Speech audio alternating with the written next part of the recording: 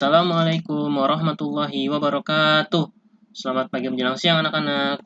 Apa kabarnya kalian semua? Jika Bapak tanya apa kabarnya, kalian menjawab, Alhamdulillah, luar biasa, Allahu Akbar. Bapak coba ya. Apa kabarnya kalian semua? Iya, bagus. Meskipun kita belajar daring dari rumah, tapi kita harus tetap semangat. Oke, hari ini adalah minggu keempat, pertemuan keempat. Jadi, TIK hari ini akan belajar tentang hardware dan software. Jika minggu lalu kita telah belajar mengenai siapa yang paling cerdas, komputer atau manusia, nah, sekarang kita akan belajar tentang hardware, perangkat keras, dan software, perangkat lunak. Nah, tujuan pembelajaran pada hari ini yaitu siswa dapat menunjukkan fungsi hardware dan software. Jadi kamu harus bisa menunjukkan fungsi hardware dan software setelah pembelajaran ini. Oke, sebelum belajar, seperti biasa kita membaca doa terlebih dahulu. Silakan kita membaca bersama-sama ya doa ini. Bismillahirrahmanirrahim. Raditu billahi robba wa bil islami dina wa bi muhammadin nabiyya wa rasula rabbi zidni ilman warzuqni fahman bi rahmatika ya arhamar rahimin amin. Oke, langsung saja kita masuk ke materi hari ini. Bapak akan diktekan materi yang ada di PowerPoint ini. Kalian simak dengan baik-baik ya. Oke, Bapak mulai. Jika kamu diminta untuk menuliskan daftar piket kelasmu dengan rapi, apa yang akan kamu lakukan? Apakah kamu ingin menulis daftar piket itu dengan bantuan komputer? Dapatkah kamu menggunakan komputer untuk menulis? Sebelum kamu dapat menulis menggunakan komputer, ayo kenali lebih dahulu software pengolah kata dan ikon yang ada di dalamnya. Nah, yang pertama kita akan membahas tentang hardware dan software. Komputer tersusun dari perangkat-perangkat yang saling bekerja satu sama lain. Berdasarkan kelompoknya, perangkat-perangkat tersebut digolongkan menjadi hardware dan software. Hardware atau perangkat keras tampak oleh mata kita seperti CPU, monitor, keyboard, mouse, dan lain-lain. Sedangkan software atau perangkat lunak adalah program, prosedur, dan tata cara pengolahan data. Yang pertama adalah hardware. Nah, perhatikan gambar berikut. Coba sebutkan apa saja yang ada di gambar ini. Iya, yang pertama ini adalah gambar speaker. Yang kedua adalah gambar monitor. Yang ketiga ini adalah gambar CPU. Tulisannya memang CPU, tapi karena ini dari bahasa Inggris, kita menyebutkannya juga dengan bahasa Inggris, yaitu CPU. Nomor 4, ini di sini ada lubang persegi panjang. Ini adalah CD-ROM drive untuk memasukkan CD atau DVD. Jadi di CPU ini kita bisa memasukkan CD atau DVD ke dalam sini, nanti untuk bisa menonton film atau bisa membuka file musik yang ada di dalam CD DVD ini, atau bisa file data lainnya. Yang kelima adalah printer. Ini adalah untuk mencetak gambar atau tulisan ke dalam kertas. Yang keenam adalah keyboard, ini untuk mengetik tulisan. Yang ketujuh adalah flash disk, ini untuk menyimpan file, dokumen, gambar, dan video. Yang kedelapan adalah mouse, ini adalah untuk menggerakkan kursor, seperti tanda panah putih yang Bapak gerakan ini digerakkannya menggunakan mouse. Yang kesembilan adalah CD atau DVD. Nah, peralatan nomor 6 dan 8 merupakan peralatan input atau masukan. Ini untuk memasukkan kata, tulisan, ini untuk memasukkan perintah melalui klik-klik mouse itu ya. Nah, peralatan nomor 3, nomor 4, 7, dan 9 merupakan peralatan proses dan penyimpanan memori.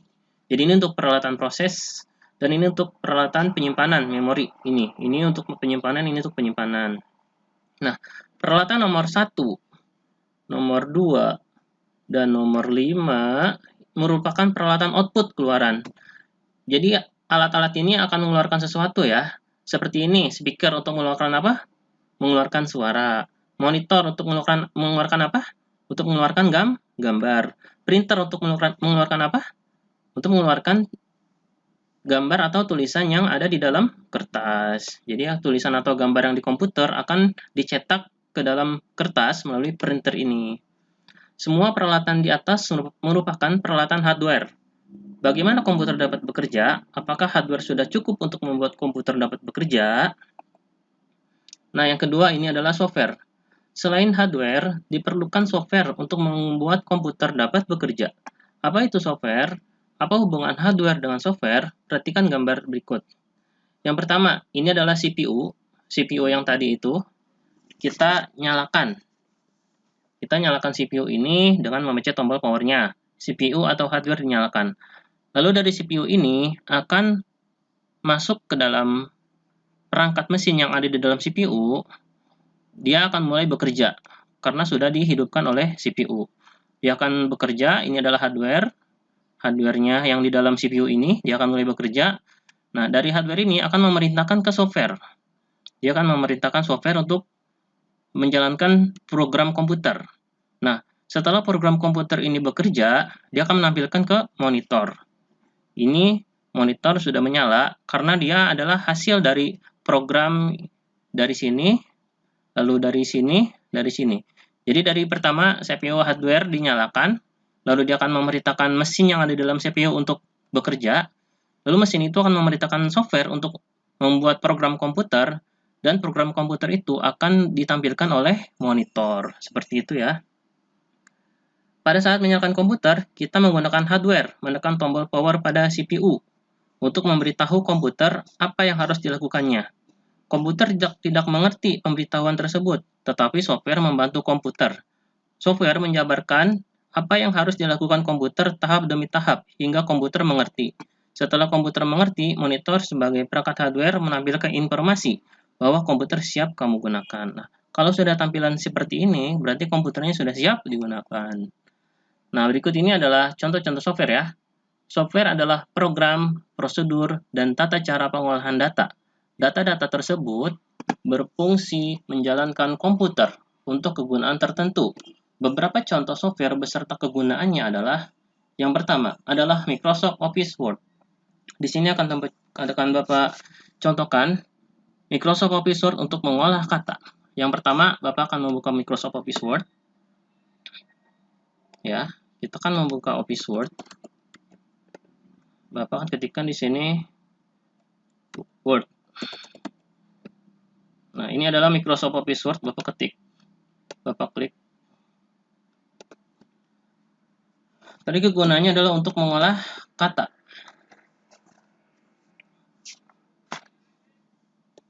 Tunggu sebentar. Nah, ini adalah Microsoft Office Word. Kegunaannya adalah untuk mengolah kata. Kata itu berarti tulisan ya.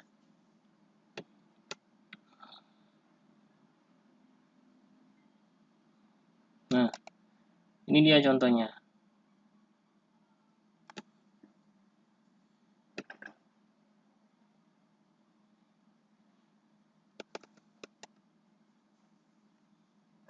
Nah, jadi di Microsoft Office Word ini kita bisa menulis kata-kata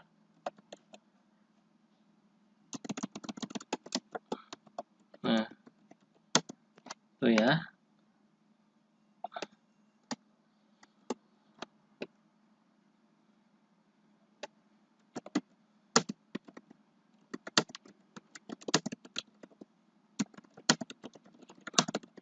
Nah, kita akan bisa menulis sebuah kalimat dan sebuah kata-kata di Microsoft Office Word.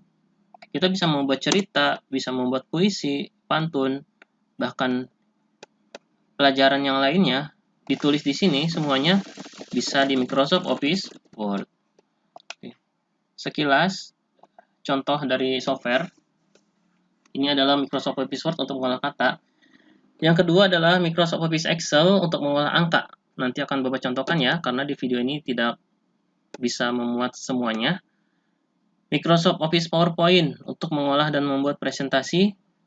Paint untuk mengolah gambar yang sudah kalian pelajari di kelas 3 bersama Kaidah itu adalah Paint untuk mengolah gambar.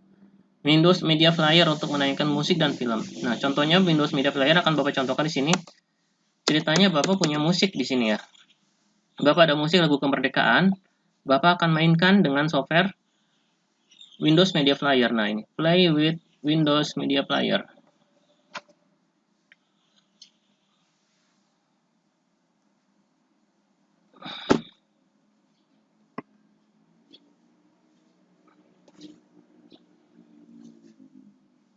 Nah, ini jendela Windows Media Player-nya sudah terbuka.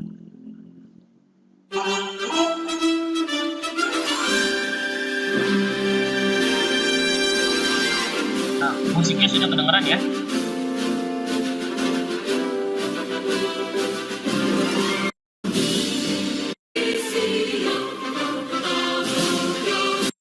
Nah, seperti itu. Itu contoh dari Windows Media Player untuk menayangkan musik dan film. Nah, selanjutnya, berikut ini merupakan contoh tampilan pada monitor setelah komputer dinyalakan. Nah, setelah komputer dinyalakan, dia akan memunculkan gambar pada monitor. Nah, salah satunya gambarnya seperti ini. Yang pertama, kita akan kenali bagian-bagiannya dulu yang ada di layar monitor ini. Yang pertama adalah tombol start, yang bentuknya bulat, biasanya ada di pojok kiri bawah. Lalu ada icon, ini adalah gambar-gambar kecil yang ada di desktop monitor yang ada di biasanya di sini ada gambar pemandangan atau gambar wallpaper. Wallpaper itu adalah gambar yang ada di monitor ya, latar belakang monitor. Biasanya di sini ada gambar-gambar kecil. Namanya itu adalah icon. Setiap icon ini mewakili sebuah program. Jadi misalkan contoh, ini adalah Microsoft Office Word. Nah, Microsoft Office Word ini membuat icon di depan layar desktop ini atau layar latar belakang monitor ini supaya dia memudahkan untuk membuka Microsoft Word. Jadi nanti kalau kita mau membuka Microsoft Word, kita tinggal mengklik icon ini 2 kali, nanti Microsoft Word otomatis akan terbuka. Nah, di sini juga ada yang kalender, ada gambar dan juga ada jam ya.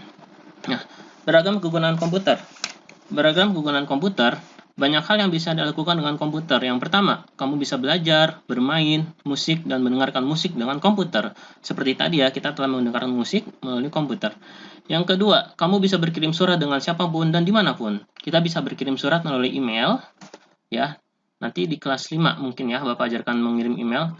Yang ketiga, kamu juga bisa membuat daftar piket yang bagus. Nah, bisa membuat daftar piketnya tadi di Microsoft Office Word. Nanti akan Bapak ajarkan. Dan keempat, kita mulai dengan menggunakan lingkup pengolah kata. Nah, kita belajar menulis dulu menggunakan komputer ya. Nah, jadi nanti minggu depan Bapak akan ajarkan cara menulis di komputer ya. Sekian untuk pelajaran hari ini. Berikut adalah tugasnya. Tugas keempat, jawablah pertanyaan berikut. Yang pertama, tulis 5 contoh software beserta kegunaannya. Dan kedua, tulislah 4 kegunaan komputer. Tugasnya ditulis di buku komputer, lalu dipoto dan kirimkan melalui WA Japri Pak Adi, maksimal hari Senin ini jam 8. Ya, silakan dikerjakan tugasnya. Selamat bertemu di minggu selanjutnya. Wassalamualaikum warahmatullahi wabarakatuh.